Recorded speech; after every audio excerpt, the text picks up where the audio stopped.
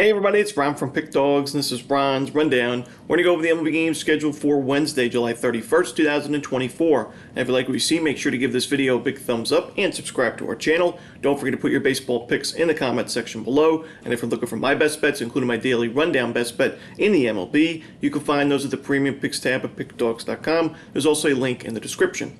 Alrighty, here we go. Here are the games for Wednesday in Major League Baseball. Up an early afternoon contest between the Marlins and the Rays. No official starter for Miami, but Taj Bradley should be going for Tampa Bay. And I got to go with the Rays in this one. Even though they've definitely been sellers at the deadline, I still think they have enough here to win this contest. Taj Bradley has been excellent recently. Hasn't given up a single earned run in his last 3 starts. Strikeout numbers are there. His ERA now in the season, 2.47. No official start for Miami, like we mentioned. That bullpen has improved, but they've also been sellers at the deadline that the Marlins have. So for me, I got to go with the Rays here and lay the 1.5 runs on the run line. Next up, the New York Yankees taking on the Philadelphia Phillies. No official starter for New York, but Christopher Sanchez should be going for the Phillies.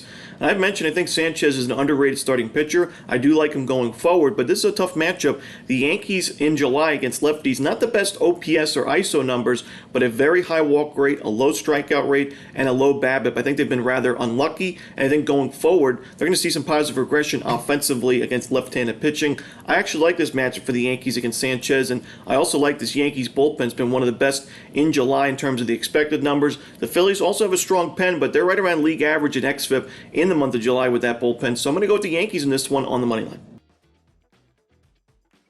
Next up, the Toronto Blue Jays taking on the Baltimore Orioles. No official starter for Toronto. This was going to be Yusei Kikuchi's start, but of course he was traded to the Astros at the deadline. We should see Grayson Rodriguez going for the O's. I got to go with the Orioles in this one on the run line. This is a tough one. Probably not going to get a great price with Baltimore, but I do think Rodriguez ends up being the much better option in this game as a starting pitcher. The Blue Jays bullpen's not been great in July, and then you look at who they lost at the deadline. I got to go with the Orioles in this one on the run line.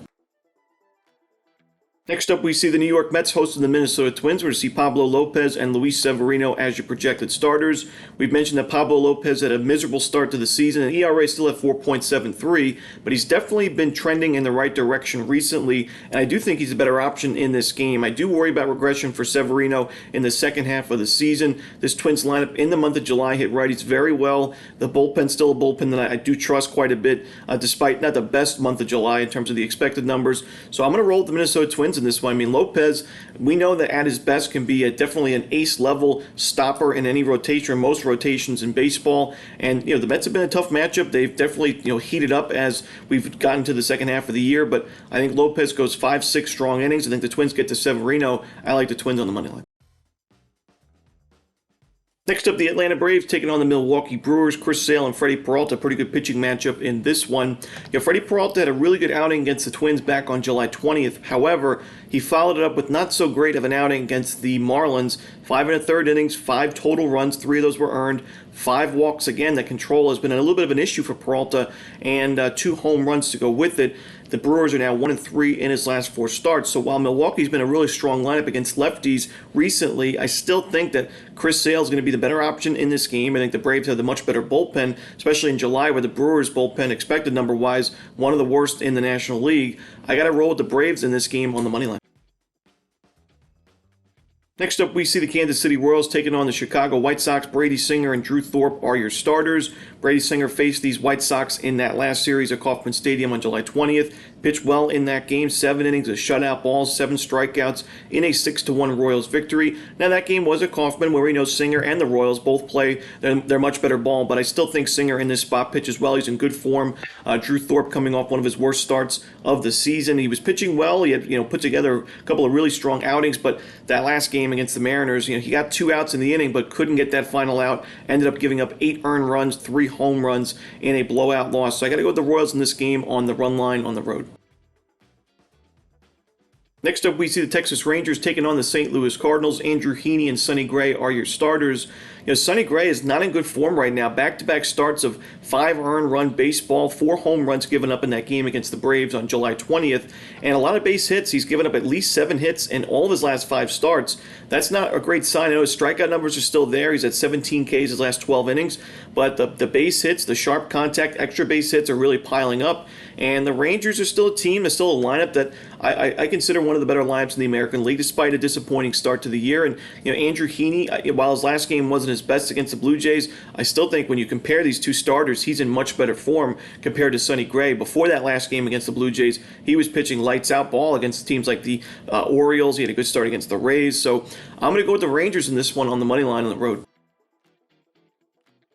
Next up, we see the Washington Nationals taking on the Arizona Diamondbacks. We see Zach Gallen and Mackenzie Gore as your starters. For me, I like the over in this one. We saw a super high-scoring game in the first contest of the series. And when you look at Zach Gallen, while he's coming off a quality start against the Pirates, it still wasn't the dominant ace-level starter, starting pitching performance that we're used to seeing from Gallen. He had 3 walks, so that makes it 9 walks in his last 2 starts combined. Gave up 5 base hits and 3 runs to go with it. The Nationals have been pretty solid against right-handed pitching in July. Then you look on the other side, Mackenzie Gore is not in good form right now. He's not pitching deep into ball games. He's gone 5 innings or less in his last 4 starts, and he's given up a lot of walks, base hits, sharp contact. The strikeout numbers have been inconsistent, and now you face a Diamondbacks team that's doing pretty well against lefties this year. Don't really love either of these bullpens, especially with the moves that a team like the Nationals made, giving up Hunter Harvey at the deadline. So I got to go with the over in this one at Chase Field between the Nationals and D-backs.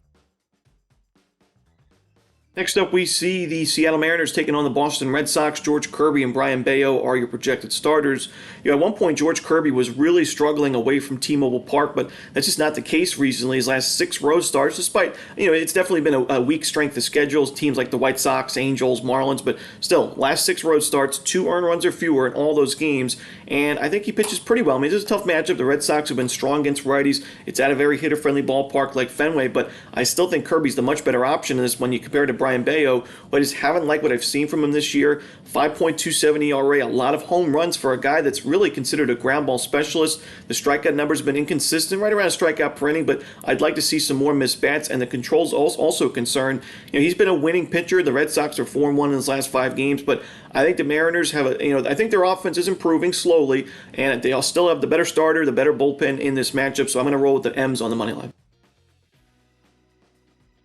Next up, we head to Great American Ballpark as the Cubs take on the Reds. We're going to see Kyle Hendricks and Nick Lodolo as your projected starters. I've mentioned I don't love backing Nick Lodolo at home too often, but I think this is an exception. You got Kyle Hendricks on the other side for Chicago. I haven't liked him as a starting pitcher this year. He's been solid out of the bullpen, but not as a starter. The Reds have hit righties very well in the month of July. The Cubs, so-so numbers against lefties in the month, not so great power numbers. So I'm going to roll with the Reds in this game on the money line. I think they grab the W. Next up, we see the Pittsburgh Pirates taking on the Houston Astros. We're going to see Martin Perez and Framber Valdez as your projected starters.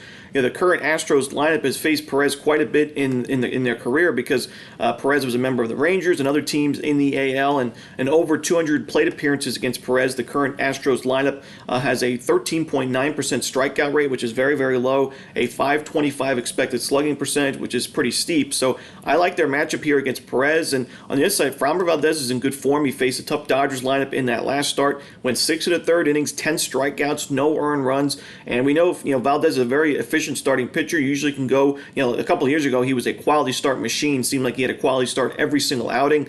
I think he gives another quality start here against a Pirates team. It's been solid against lefties, but I still think the Astros are the better lineup, better bullpen, and better starter in this one. So give me Houston on the run line. Next up, big-time NL West rivalry between the Dodgers and the Padres. Clayton Kershaw and Dylan Cease are your starters. Kershaw's definitely a future Hall of Famer. His first start of the season debut wasn't bad. 4 innings, 2 runs, 6 strikeouts. The Dodgers went on to win that game in the end, but I still have to roll with the Padres with how well Dylan Cease has been. He had an amazing start to end the first half of the season, a great start to start the second half of the season with great strikeout numbers, and then, of course, an even better outing with a no-hitter in that last game against the Nationals. He's on fire right now. The Dodgers offense is not. And when you look at the San Diego Padres against left-handed pitching, against righties, they've not been the best in July, but against lefties, they are 5th in baseball in team OPS and top 10 isolated power as well. Low strikeout rate, high walk rate. Give me the Padres in this one on the money line. Next up, we see the Colorado Rockies taking on the Los Angeles Angels. Kyle Freeland for Colorado, no official starter for the Halos.